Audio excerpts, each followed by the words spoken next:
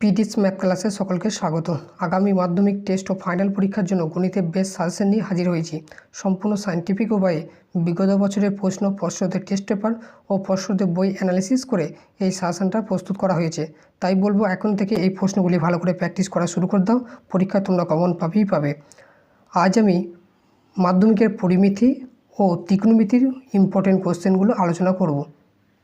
পরিমিতির একের সাজেশনটা আছে 4.2 ডেসিমিটার দৈর্ঘ্যে ধার বিশিষ্ট একটি নিরেট কাঠের ঘনক থেকে সবথেকে কম কাঠ নষ্ট করে যে নিরেট লম্ববৃত্তাকার শঙ্কু পাওয়া যাবে তার আয়তন নির্ণয় করো।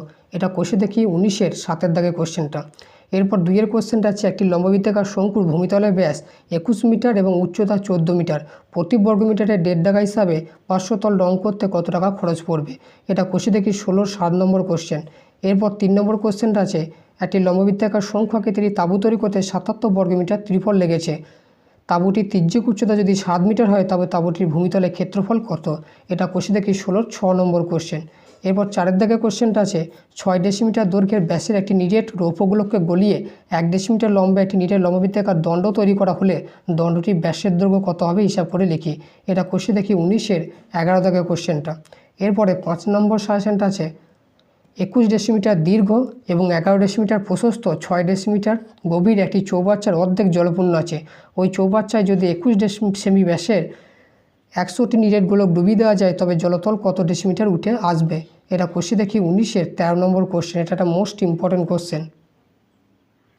এরপরে 6 নম্বর কোশ্চেনটা একটি ঘনকের প্রতি বাহুকে 50% কমানো হলো, মূল ঘনক ও পরিবর্তিত ঘনকের ঘনফলের অনুপাত কত?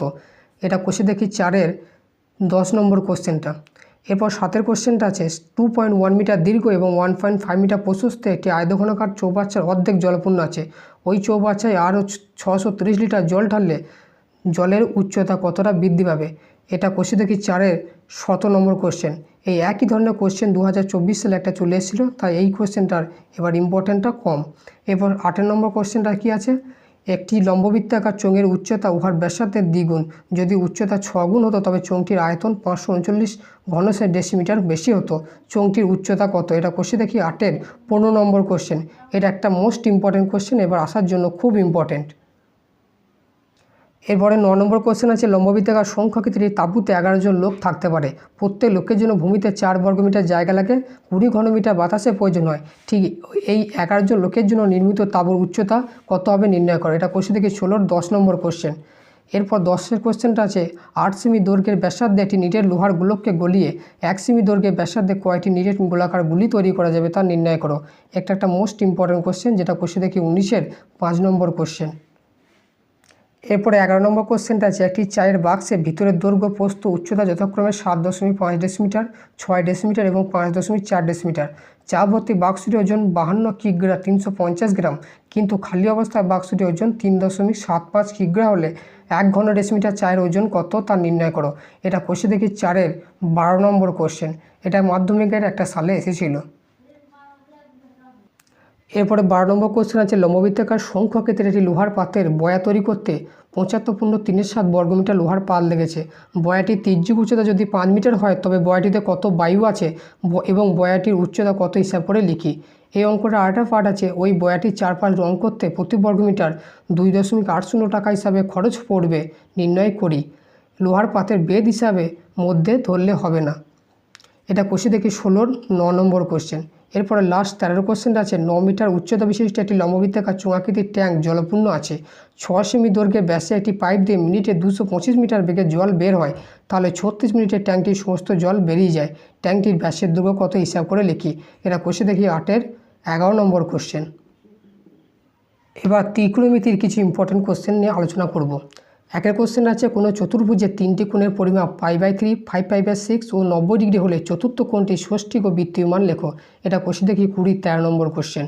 এরপর 2-এর কোশ্চেনটা আছে একটি বৃত্তের 220 মিটার দৈর্ঘ্যের বৃত্তচাপ বৃত্তের কেন্দ্রে 60 ডিগ্রি পরিমাপের কোণ উৎপন্ন করলে বৃত্তের ব্যাসার্ধের দৈর্ঘ্য নির্ণয় করো।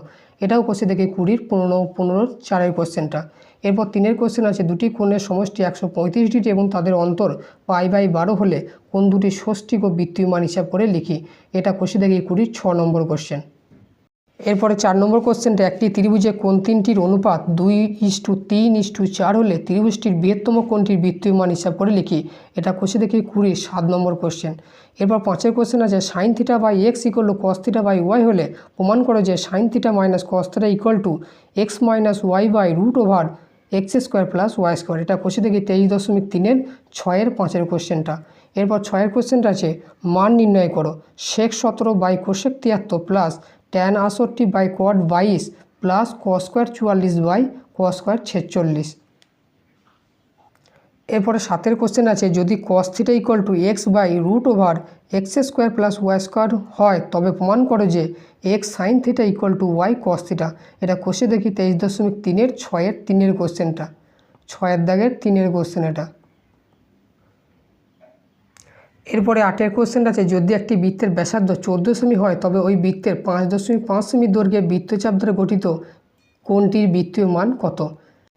এরপর 9-এর কোশ্চেন আছে, যদি পি কোণ প্লাস কিউ কোণ দুটো কোণের সমষ্টি 90 ডিগ্রি হয় তবে দেখাও যে sine P by cos Q minus sine P into cos Q equal to cos square P. এটা কোষে দেখি 24-এর 8 নম্বর কোশ্চেন। এটা বইয়ের কোশ্চেনটা আছে, sine P by cos Q minus sine P into cos Q তার রুট, এটা সমান দেখাতে বলেছে কস পি, আর এখানে রুটটা নাই বলে এখানে স্কোয়ার দেওয়া আছে। এরপর 10-এর কোশ্চেনটা আছে, মান নির্ণয় করো 4/3 cot square 30 degree plus 3 sine square 60 degree minus 2 cosec square 60 degree minus 3/4 tan square 30 degree. এটা কোষে দেখি 23.2-এর 5-এর 4-এর কোশ্চেনটা। এরপরে 11 দাগের কোশ্চেনটা আছে, মান নির্ণয় করো 5 cos square 5/3 plus 4 sec square 5/6 minus tan square 5/4 by sine square 5/6 plus cot square 5/6। ঠিক এইরকম ফর্মে আছে অঙ্কটা, এর মান নির্ণয় করতে হবে। এরপর 12-এর কোশ্চেনটা আছে, কোষে দেখি 23.2 থেকে x into sine 60 degree into cos square 30 degree equal to tan square 45 into sec 60 by cosec 60 হলে এক্সের মান নির্ণয় করো। এটা কোষে দেখি 23.2-এর 7-এর 2-এর কোশ্চেনটা। এরপরে 13-এর কোশ্চেনটা আছে, দেখায় যে sec square 12 minus 1 by tan square 78 equal to 1। এটা কোষে দেখি 24-এর 5 নম্বর কোশ্চেন। এটা একটা মোস্ট ইম্পর্টেন্ট কোশ্চেন। এরপর 14 দাগের কোশ্চেনটা আছে, যদি এ কোণ প্লাস বি কোণ দুটো কোণের সমষ্টি 90 ডিগ্রি হলে দেখায় যে 1 plus tan A by tan B equal to sec স্কোয়ারে। এটা কোষে দেখি 24-এর 6 নম্বর কোশ্চেনটা। এটা একটা মোস্ট ইম্পর্টেন্ট কোশ্চেন যেটা পুরো কোণ থেকে আছে। এবার ত্রিকোণমিতির হাইট অ্যান্ড ডিস্ট্যান্স অর্থাৎ উচ্চতা দূরত্ব থেকে কোষে দেখি 25-এর কিছু ইম্পর্টেন্ট কোশ্চেন বলে দেবো। 1-এর কোশ্চেন আছে, একটি লাইট হাউস থেকে তার সঙ্গে একই সরলরেখায় অবস্থিত দুটি জাহাজের অবনতি কোণ 60 ডিগ্রি হয় এবং 30 ডিগ্রি হয় এবং কাছের জাহাজটি যদি লাইট হাউস থেকে 150 মিটার দূরে থাকে তবে লাইট হাউস থেকে দূরের জাহাজটার দূরত্ব কত। এটা হচ্ছে কোষে দেখি 25-এর 10 নম্বর কোশ্চেন। এরপর 2-এরটা যে সূর্যের উন্নতিকোণ 45 ডিগ্রি হলে কোনো সমতলে অবস্থিত একটি স্তম্ভের ছায়ের দৈর্ঘ্য যা হয় উন্নতিকোণ 30 ডিগ্রি হলে ছায়ের দৈর্ঘ্য তার চেয়ে 60 মিটার বেশি হয়, স্তম্ভটির উচ্চতা নির্ণয় করি। এটা 16 নম্বর কোশ্চেন। এরপর 3-এর কোশ্চেন আছে, সূর্যের উন্নতিকোণ 45 ডিগ্রি থেকে বৃদ্ধি পেয়ে 60 ডিগ্রি হলে একটি খুঁটির ছায়ের দৈর্ঘ্য 3 মিটার কমে যায়, খুঁটিটির উচ্চতা নির্ণয় করো। এটা হচ্ছে 8 নম্বর কোশ্চেন। এরপর 4-এর কোশ্চেনটা আছে, 5√3 মিটার উচ্চ একটি রেলওয়ে ওভারব্রিজে দাঁড়িয়ে এক ব্যক্তি প্রথমে একটি ট্রেনের ইঞ্জিনকে ব্রিজের এপারে 30 ডিগ্রি অবনতি করতে দেখলেন, কিন্তু 2 সেকেন্ড পরে ইঞ্জিনটিকে ব্রিজের ওপারে 45 ডিগ্রি অবনতি করে দেখলেন। ট্রেনটির গতিবেগ নির্ণয় করো। এটা হচ্ছে 20 নম্বর কোশ্চেন। এরপর 5-এর দিকে কোশ্চেনটা আছে, একটি 3তলা বাড়ির ছাদে 3.3 মিটার দৈর্ঘ্যে একটি পতাকা দণ্ড আছে। রাস্তার কোনো এক স্থান থেকে দেখলে পতাকা দণ্ডটির চূড়া ও পাদদেশের উন্নতিকোণ যথাক্রমে 50 ও 45 ডিগ্রি। বাড়িটির উচ্চতা কত। এখানে ট্যান 50-এর মান ধরে নিতে হবে 1.2। এটা হচ্ছে 14 নম্বর কোশ্চেন। এরপরে 6-এর কোশ্চেনটা বইয়ে নেই, 2020 সালে দিয়ে দিয়েছিল। একটি হ্রদের এইচ মিটার উপর একটি বিন্দু থেকে কোনো মেঘের উন্নতিকোণ আলফা এবং হ্রদের ওপর ওর প্রতিবিম্বের অবনতিকোণ বিটা হলে প্রমাণ করো যে যে বিন্দু থেকে মেঘ দেখা যাচ্ছে সেখান থেকে মেঘের দূরত্ব 2h sec alpha by tan beta minus tan alpha. মানে এরকম 2h sec alpha by tan beta minus tan alpha. এই কোশ্চেনটা সলিউশন আমার ইউটিউবে করে দেওয়া আছে, কেউ দেখতে চাইলে দেখে নিও। এরপর 7-এর কোশ্চেনটা আছে, দুটি স্তম্ভের উচ্চতা যথাক্রমে 180 মিটার ও 60 মিটার। দ্বিতীয় স্তম্ভটির গোড়া থেকে প্রথমটি চূড়ার উন্নতিকোণ 60 ডিগ্রি হলে প্রথমটি গোড়া থেকে দ্বিতীয়টি উন্নতিকোণ কত। এটা 15 নম্বর কোশ্চেন।